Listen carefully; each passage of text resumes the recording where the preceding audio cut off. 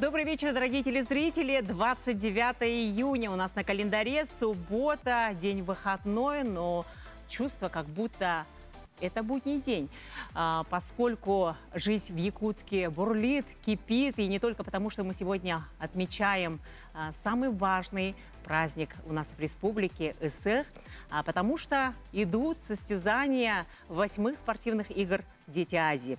Не утихает и культурная программа. На площадях концерты, выставки, мероприятия для всех. Например, завершилась международная ярмарка «Книжный ветер». Издатели в восторге от якутян. Якутия в очередной раз подтвердила статус читающего региона.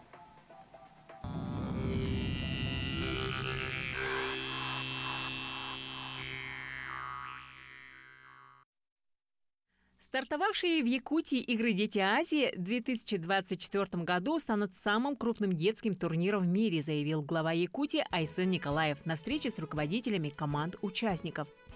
Гости отметили высокий статус соревнований и подчеркнули, рождается новая история мирового спорта. Когда-то во всем мире был известен один бренд Якутии – «Алмазы», а теперь вторым брендом становятся «Дети Азии». Если первый бренд создала земля Якутии, то второй бренд создается людьми, отметила государственный тренер России в Сибирском федеральном округе Вероника Тайдакова. Также глава подчеркнул, что «Дети Азии» не только крупнейшее спортивное событие. Большое значение придается тому, чтобы молодые спортсмены и представители делегации познакомились с древней культурой, традициями Якутии.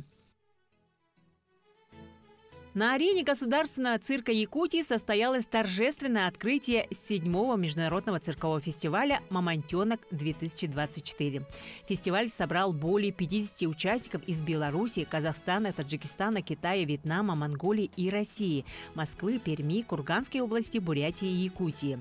Зрители окунулись в настоящий праздник. Захватывающий дух трюки, номера с отточенностью и красотой движений встречали восторженными криками «Браво!» и громкими аплодисментами. 30 июня будут известны победители. Уверены, жюри придется крайне сложно, так как фестиваль свидетельствует о том, что человеческие возможности практически не ограничены. Сегодня не только Якутск, а вся республика собралась в местности Усхотын на празднование самого главного праздника Якутии – Исэх. Открытие посетило большое количество гостей республики. По якутскому календарю – год божества Айыгыт. Поэтому впервые на церемонии открытия жительницы Нерубинского улуса провели воссозданное ритуальное действие первопредка Элляя для привлечения изобилия, благополучия и процветания рода. Поэтому остались довольны церемонией открытия не только гости, но и сами местные жители.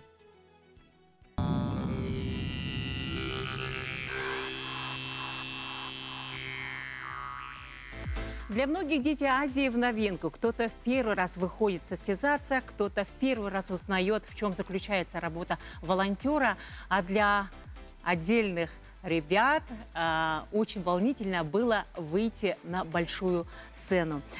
Все, кто смотрел открытие игр, 8-х игр «Дети Азии», полюбили маленьких героев. Зрители стадиона и телезрители были очарованы новыми звездами. По соцсетям сразу же после церемонии разлетелось их видео. Давайте вспомним и посмотрим то самое видео. На последний день мы виделись почти каждый день, почти 2 месяца мы виделись каждый день.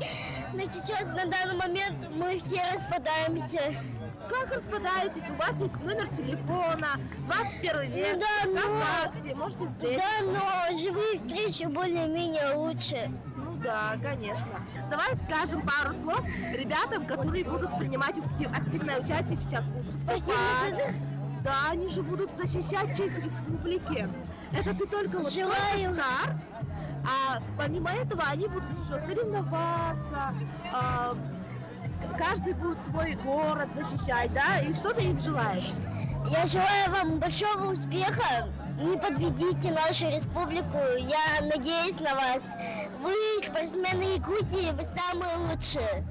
Ты моя сладкая, молодец. Давайте вместе вы скажете. Идите сюда, вместе. Давайте вместе скажете. Вот держите микрофон. Представьтесь, пожалуйста. 1, 2, 3. Здравствуйте, меня зовут Семен Витя. Я из балетной школы. главный герой Дети Азии. Да. Я сам живу в Намсах, но временно жил у тети. И я вот все туда... Последний день, да, последний день. Ну, мне понравилось, но плакать не хочу. Не хочу просто. Ладно, Всем привет, меня зовут Николай Файдар. Я пришел сюда из хореографии в душе один. У меня коллектив Титим. Ну, в общем, мне все понравилось. Ну да, грустно, то, что мы... Ну, это последний день, когда мы встречаемся. Меня зовут Сальна Сайдам, я из школы Саха-гимназия. Меня взяли с театральной студии «Талант». Очень грустно, что сегодня последний день. Все.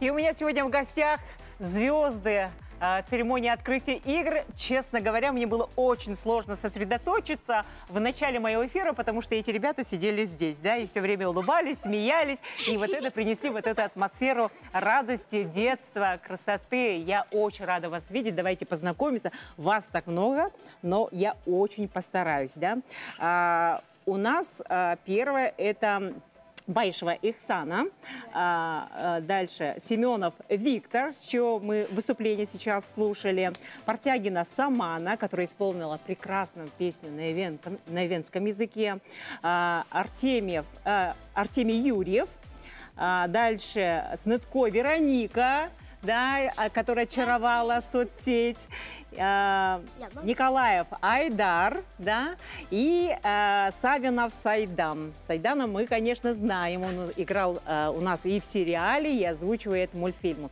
Ну что ж, начнем, наверное, с Вероники, потому что эмоции Вероники прям переполняют. И здесь, ребят, я слышала, да, что нет, мы точно плакать не будем, и мы не хотели, а Вероника у нас расплакалась, но растрогала сердца всех телезрителей, прям так растрогала.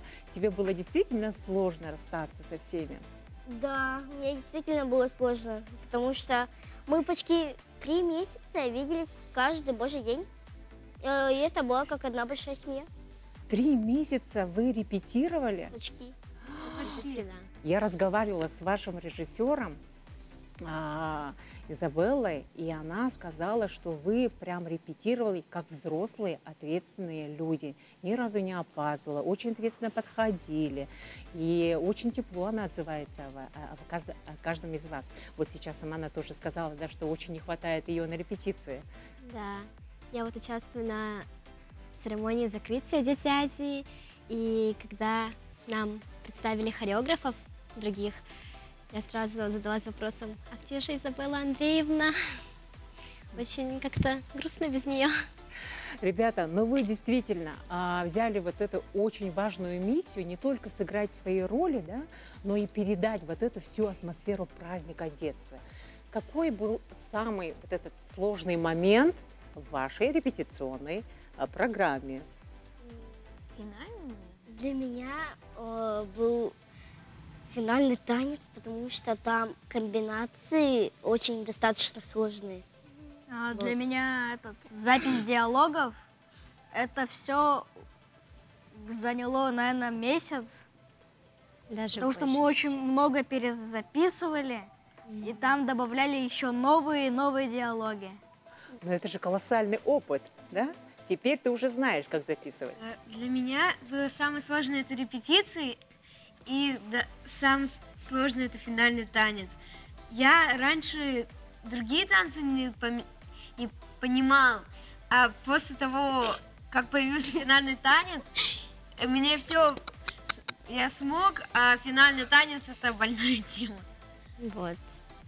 Кажется, самым сложным это было осознание, то, что скоро это закончится. Постепенно с каждой меньшей репетиции все будет ближе к концу. Понимание того, что мы разделимся. А как вот произошло знакомство? Вас же из разных групп, театров, да, привели, отобрали. Вот как прошло знакомство? Вы, наверное, сперва стеснялись. Да. Очень. Первый раз мы познакомились на читке, нас пригласили на читку сценария.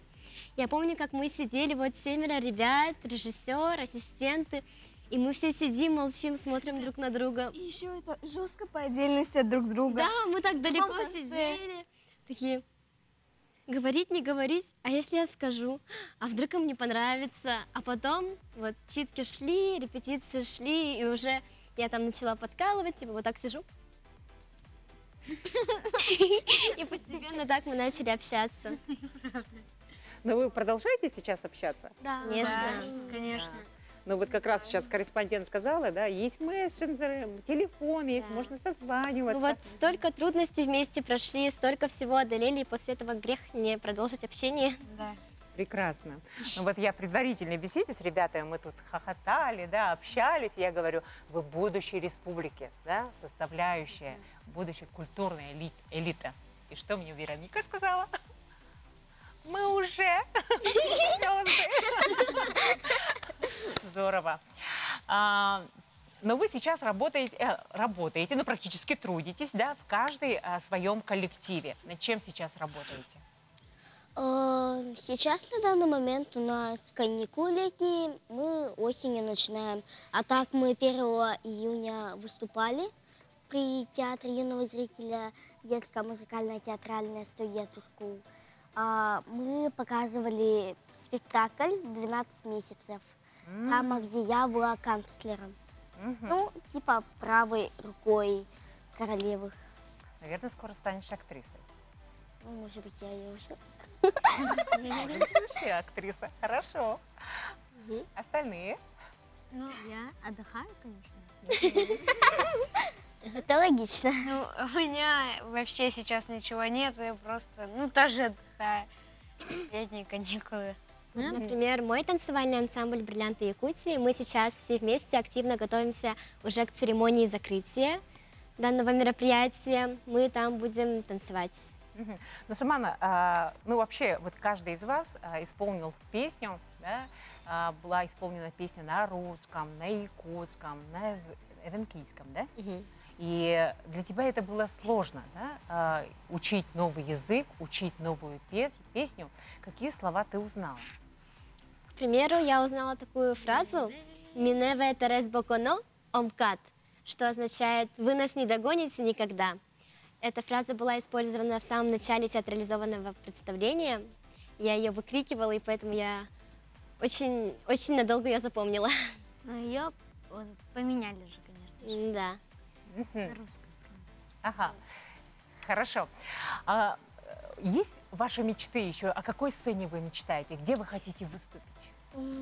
Я, если честно, хочу выступить. В основном сняться в фильме. Без разницы, какой главное, чтобы сняться. Я хочу... Я еще недавно, вроде позавчера шла по улице Тургенева, по центральной, и меня там узнали. Здорово. Айдар, какие планы у тебя? Ну, я бы хотел, чтобы спустя 4 года снова надеть Азии на главного героя, ну и хотя бы спортсменом стать. Ой, здорово. Как раз я хотела спросить, Дети Азии спортивные игры в будущем не хотели ли принять участие в качестве уже спортсменов? Нет. Хочу. В каком виде спорта? Бег. Бег. Занимаешься бегом? Да, Хотя я бы хотела бы акробатическую часть. Я бы хотела в кино сняться в ужастике каком-то. О, да, то же самое. Давайте проговорим мечты, чтобы услышали продюсеры и потом нас пригласили.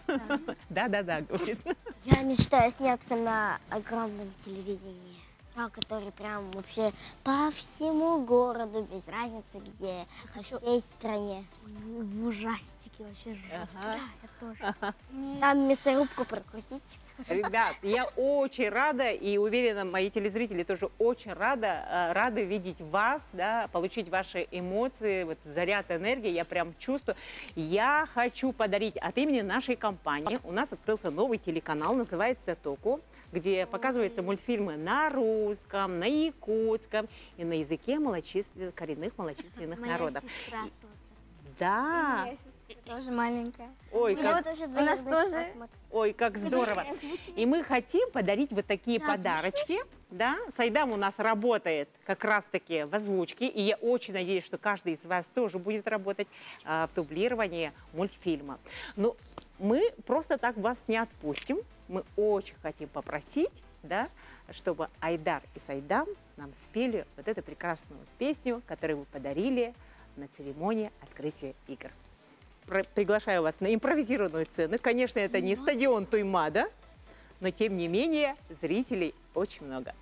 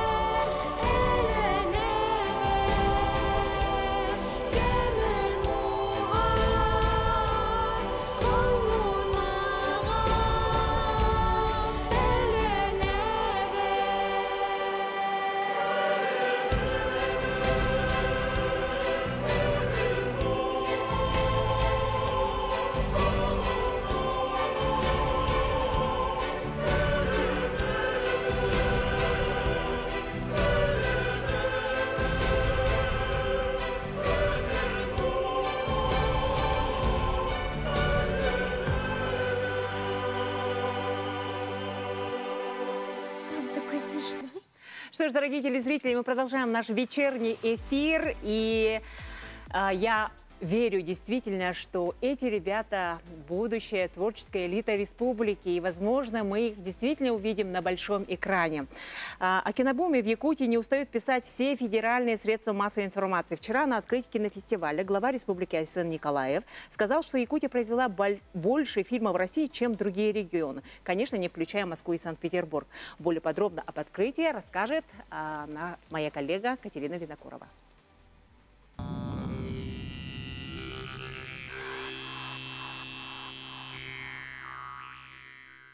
На красную дорожку друг за другом выходят известные режиссеры, актеры, продюсеры, сценаристы и операторы. Любимых актеров и деятелей кино Якутии встречает публика и ликует. Особенно, когда встречает главу республики вместе с супругой. После 4 лет перерыва после пандемии кинофестиваль возобновляет свою работу. Этим он и необычен. Также в этом году он проходит при Арктическом форуме. А со следующего года организаторы снова планируют сделать его ежегодным. Фестиваль – это не просто праздничное мероприятие, не просто конкурс фильмов. Это определенно знаковый момент, где мы понимаем, на каком уровне мы находимся, где мы знакомимся с нашими коллегами из других стран, на каком уровне они находятся, в какую сторону развиваться. С директором департамента кино поговорили, и он нас поддержал в плане того, что теперь со следующего года Министерство культуры Российской Федерации будет поддерживать этот фестиваль. Мы уже вошли в реестр фестиваля Министерства культуры РФ, но теперь это будет и в финансовой части, да, то есть и это большой успех, я считаю, и это большая новость для всех кинематографистов, ну, не только нашей республики, а со всего, получается, мира, потому что у нас международный кинофестиваль. Проведение Якутского международного кинофестиваля этнического кино в рамках 8-х игр «Дети Азии» станет значимым событием культурной программы грандиозного спортивного праздника. Это позволит не только показать миру лучшие образцы азиатского киноискусства, но и познакомить иностранных гостей с уникальной культурой Якутии. Якутский кинематограф – это же сейчас феномен, который обсуждается развивается. И в целом сегодня вот мы рассказывали нашим официальным гостям об этом феномене, о том, что наш вот такой потенциал, да, вот такой талант, практически с колена, которые снятые фильмы, они открыли миру, да, вот якутское такое творчество. Для себя хочу отметить, очень много каждый год ежегодно выпускаются фильмы. Если такие фильмы раньше были на слуху, то сейчас даже как просто обыватель уже не успеваешь, потому что они собирают все различные награды. Заявки на участие в кинофестивале поступили из таких стран, как Индия, Монголия, Китай, Сербия, Казахстан и других. Из 280 заявок отобрано всего 9 работ. А после официального открытия кинофестиваля в Сахатеатре прошел показ фильма Дмитрия Давыдова «Чума», режиссера, который продвигает якутское кино на российский уровень. Давыдов, к слову, стал одним из героев фильма в стиле влог о людях-мечтателях Эдуарда Гаврилева, который специально для поиска других лиц прилетел на малую родину. Один из героев моего фильма «Мечтатели» — это Дима Давыдов. Я ему помогал делать премьеру в Москве. Я продюсировал премьеру фильма, приглашал звезд фильма «Эдерсас» — это «Молодость». Мы собрали очень большое количество известных медиаперсон, которые до этого не были, но слышали о якутском кинематографе, посетили и теперь ярые фанаты. Мне очень нравится, что якутское кино не только на экранах, но и на платформах сейчас есть. Я тут еще ловлю интересных людей, чтобы с ними договориться о продвижении их фильмов на большом экране, помогать им. Ну, я считаю, что есть моя немножко миссия в этом. Помощь в продюсировании, продвижении якутского кино. Так, кинофестиваль дает участникам все шансы заявить о своем таланте и открывает большие возможности и дороги. Фильмы конкурсантов можно посмотреть в кинотеатре «Лена». Среди российских лент «Последняя цена» режиссера Наура Гармелии и «Там, где танцуют стерхи» якутского мастера Михаила Лукачевского. Катерина Винокурова, Ренат Нахиев, Иван Сорокаумов.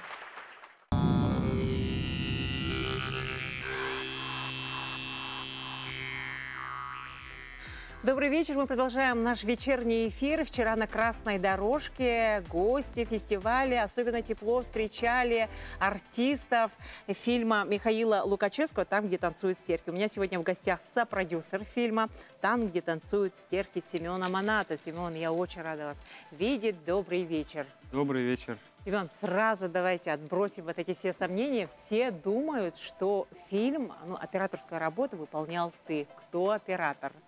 Да, на самом деле многие люди так думают, потому что я сам по профессии кинооператор. Вот, поэтому и многие говорят, вот это видно, твоя рука, там то, что изображение, как будто это ты снимал. Да, как будто твой почерк, действительно. Да, почерк. Но я тут отмечу, что это дебютная работа Серафима Федорова. Вот, это вот молодой талантливый оператор. Вот, и вот потому что я вот скажу, почему так произошло. Мы снимали в Амге, а я сам из Амги тоже, вот, и мы снимали в Покровке, и вот как раз-таки продюсерские, административные дела, так как я амгинский, вот я решил именно уделить внимание туда. Организационным вопросам. Да, организационным моментом, и поэтому вот такое решение приняли. Но изначально все-таки ты хотел снимать этот фильм? Ну, конечно, потому что в своей родной Амге я еще как оператор не снял картину, хотя прекрасные места, я там вырос, и, конечно же, в будущем я, заряжаюсь, и обязательно хочу снять в своей родине. Но вчера, когда поставили тизер на большой экран, все с замиранием сердца смотрели. Конечно, очень многие жители республики видели этот фильм, но многие, в том числе и гости фестиваля, увидели это впервые. И прям такая была тишина, прям, наверное, ощутила это тоже, да, вот эту атмосферу. И вот эта сказка, очень красивая сказка, но в то же время там отражается проблема, история такая интересная, оказывается, да, каталог Уйбана, который известен у нас в республике и оказался тоже твоим земляком. Вот когда ты познакомился с этим проектом, ты сразу поверил в этот проект? Этот проект мы начали еще в 2013 году, когда Михаил рассказал. Вообще эта история основана на рассказах Ивана Дичковского, Ивана Ионовича. Вот. А Миша, оказывается, давний поклонник его творчества. Ну и вообще наши жители все прекрасно знают о истории Ивана Ионовича. Вот. В свое время его рассказы печатались «Эдерсас» в газете. Вот.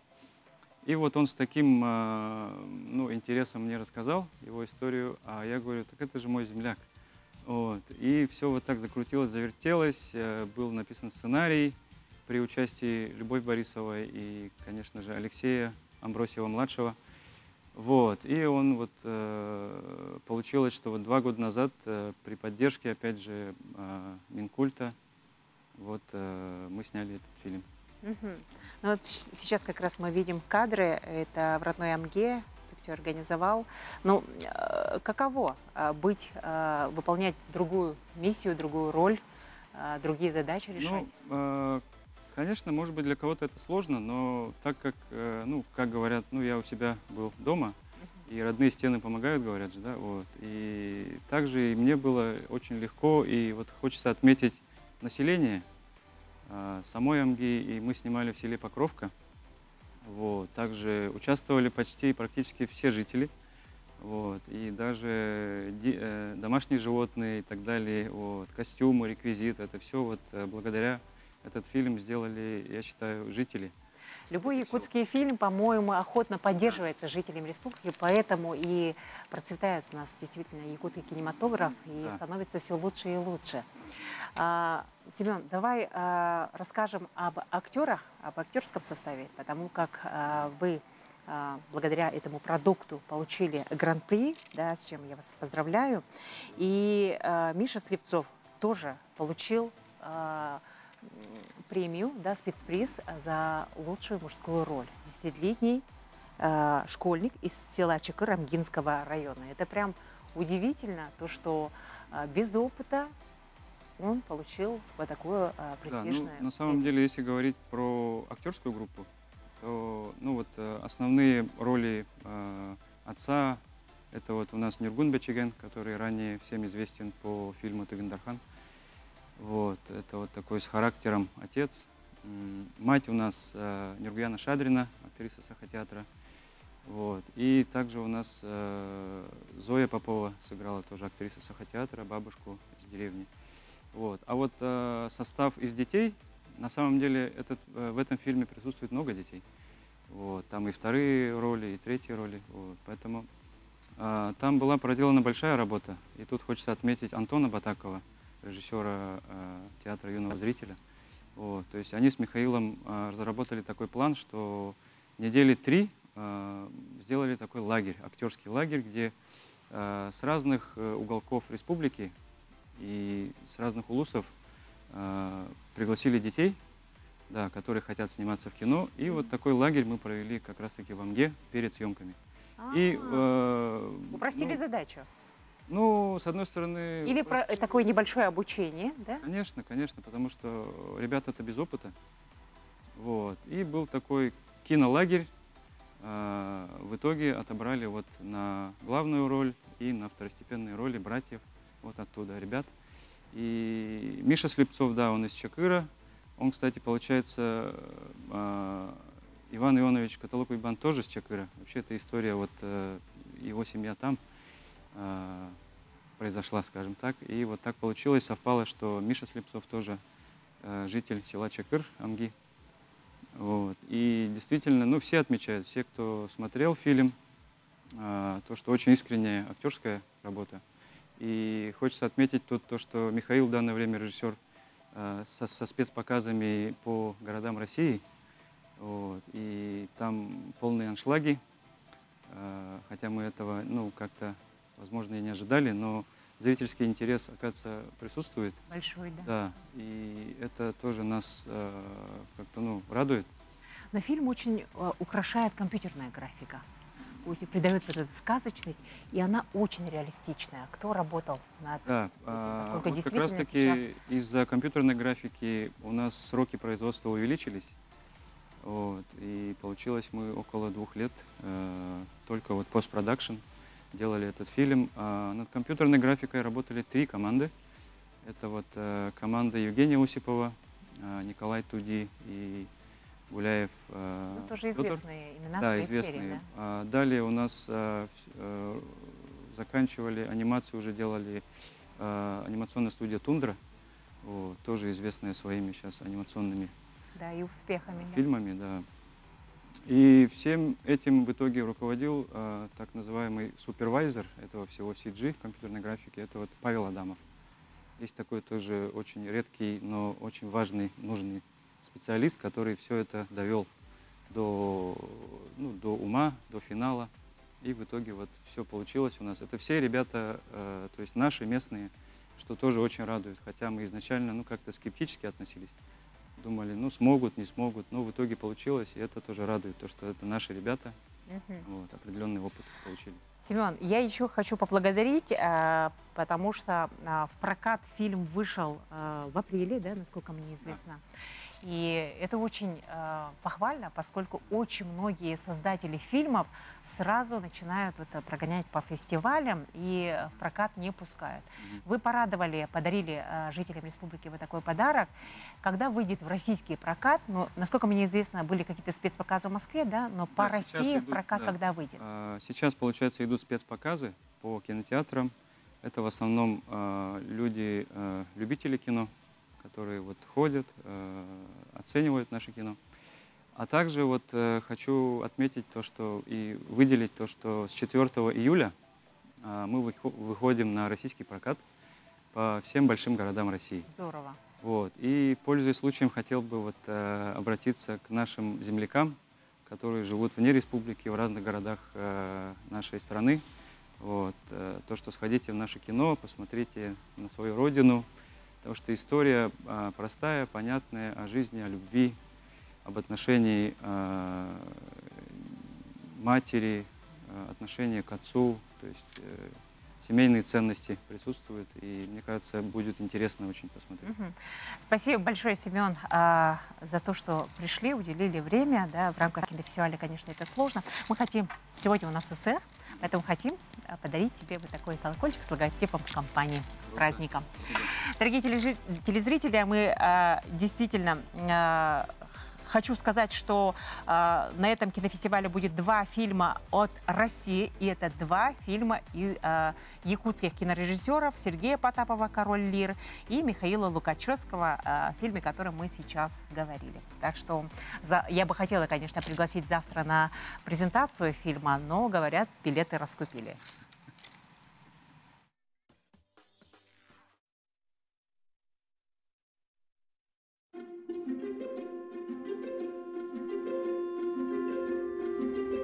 Это наш братишка Ваня.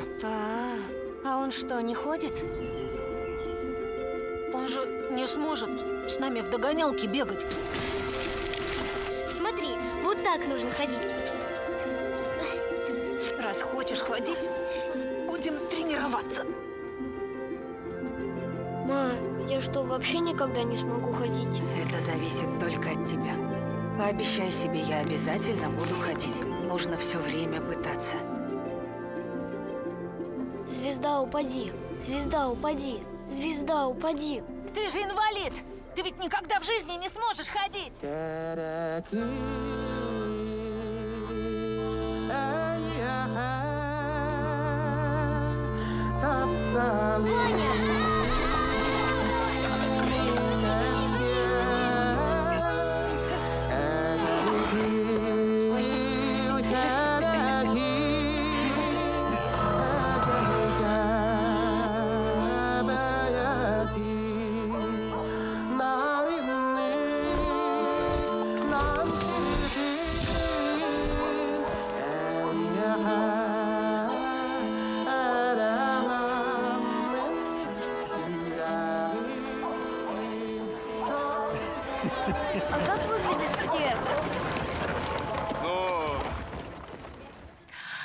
Добрый вечер, дорогие телезрители. Мы продолжаем наш вечерний эфир. Настроение прекрасное, потому что ко мне пришли в гости прекрасные звезды сегодняшнего триумфа, прямо церемонии награждения. Действительно, все эти 2 дня со слезами на глазах соревновались спортсмены по художественной гимнастике. Болели за каждую спортсменку наши телезрители. У меня сегодня в гостях Арина Ковшова со своим тренером Надеждой Вадимовной Юхневич и Ульяна Янус с тренером Мариной Борисовной Дрозд. Добрый вечер. Как настроение? Прекрасно. Но настроение, я вижу, чувствую прекрасное, да, поскольку прям тут 3 медали, да, а тут прям золотая. Блестит, сверкает. Тренеры, наверное, довольны результатом. Или не Безусловно. Довольны. Довольно. Смотрите, в этой дисциплине очень часто, ну вот мы зрители, да, которые наблюдают, мы видим, что спортсменам особо не захваливают. Да? Это вот такая традиция, или же все-таки как вот взаимодействуете со спортсменами, которые получили медали? Конечно, когда соревнования проходят успешно, в первую очередь рад спортсмен, потому что он очень много трудился и шел к этому. Всегда доволен тренер, но так как это спорт, мы знаем, что нельзя останавливаться, и за каждым успехом должна стоять дальнейшая работа очень плодотворная. Поэтому это новый толчок, каждая победа к еще большим результатам. Большим достижением. Да. Да, Надежда Вадимовна. Все правильно говорит Марина Борисовна, так оно и есть. Конечно, очень приятна победа, но надо не останавливаться и трудиться дальше. Угу. Ну, я прям читала сейчас перед этим эфиром все ваши появления, интервью, да, и Арина, оказывается, буквально 24-го у нас участвовала в БРИКС, да, завоевала серебро, да, насколько мне известно. Это вот постоянные перелеты, постоянно, это такой жесткий график. Вы постоянно находитесь или есть какие-то перерывы? Как у обычных детей бывают каникулы? Ну, да, вот сейчас после игр будет «Дети у нас, Азии». да, отдых неделю, вот, и потом неделя. Потом сначала будем все, готовиться да. дальше. Ульяна у нас тоже была на играх БРИКС. Тоже была. Тоже с медалью? С медалями, да. Так, значит, у вас такой прям жесткий график. Это дальше, куда тогда неделю отдыхают, и дальше тренировочный процесс? Дальше летние сборы и подготовка к новому сезону. Угу. А как учеба? Как учеба? Вы тогда на расстоянии какие предметы любите? Математика, русский, литература. Успеваете заниматься? Да, ну мы, наверное, каждый предмет любим по-своему. Вот. С учителями списываемся, сдаем им все работы, чтобы нас аттестовали. Угу. Но пандемия показала, что все можно дистанционно, в принципе, решать, да? Угу. Но от того, наверное, график еще жестче, сложнее. Ну, конечно. Вечером после тренировки приходим, делаем все домашние задания, все отправляем. Угу.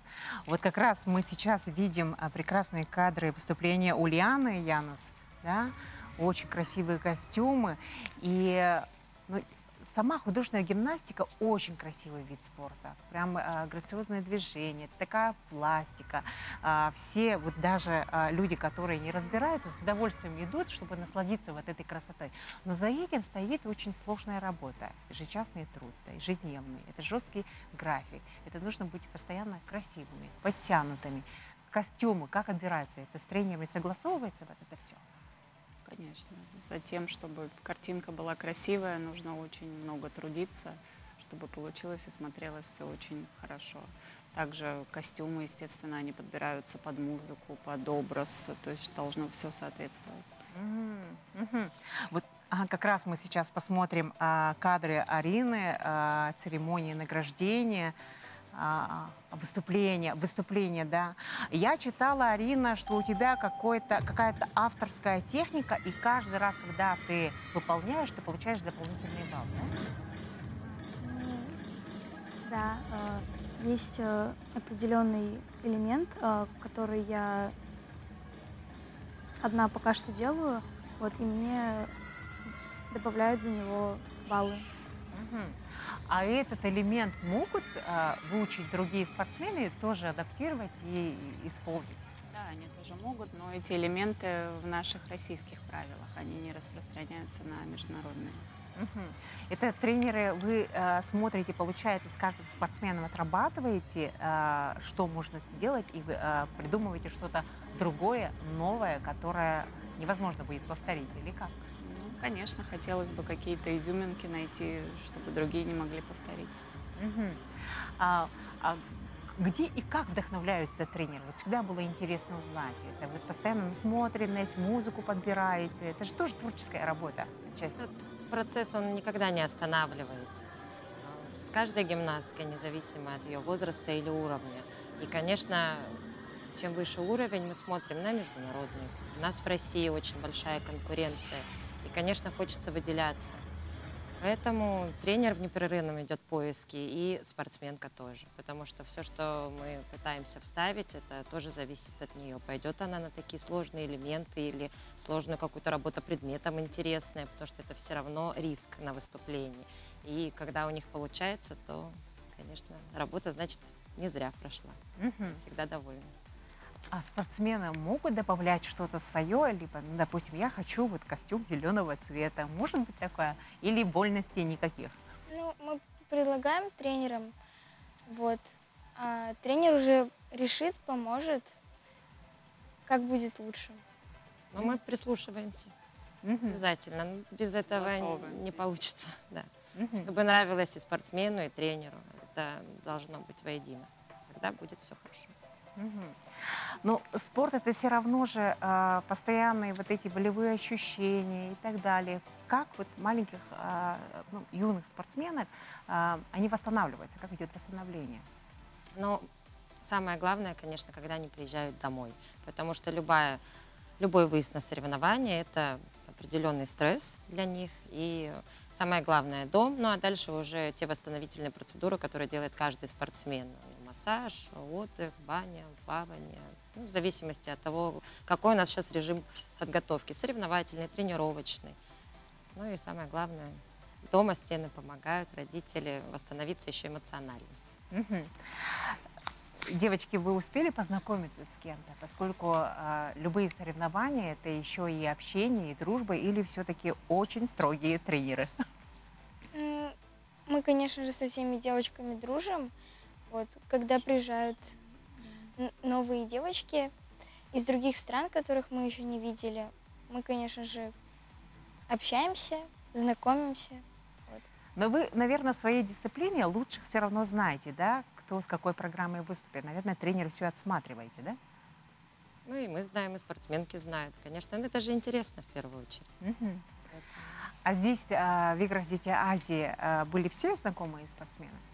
Либо были новые, интересные спортсмены, которые вызвали интерес? Ну, понравилась девочка из Казахстана, была очень интересная девочка, очень эмоциональная, с интересными программами. Мы ее, я, по крайней мере, не видела эту девочку и как бы составила конкуренцию нашим девчонкам. В Якутии вы в первый раз? Да. Как впечатление? Что успели увидеть, или все-таки не выходили из спортивных объектов? Ну, к сожалению, по экскурсиям у нас не получилось никуда съездить. Больше были на объектах. У нас было 3 дня соревнований, и завтра мы уже улетаем. Ну, нас все равно порадовала встреча в аэропорту, прекрасная, организованная. Всех встречали, прекрасно организован был зал, условия проведения соревнований. Конечно, самое яркое еще впечатление, помимо соревнований, это медальная церемония.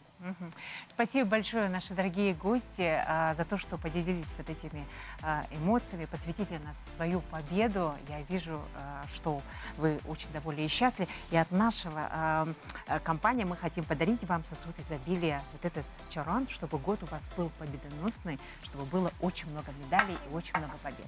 Дорогие телезрители, я с вами прощаюсь. Встретимся с вами завтра, а прямо сейчас дневники игр.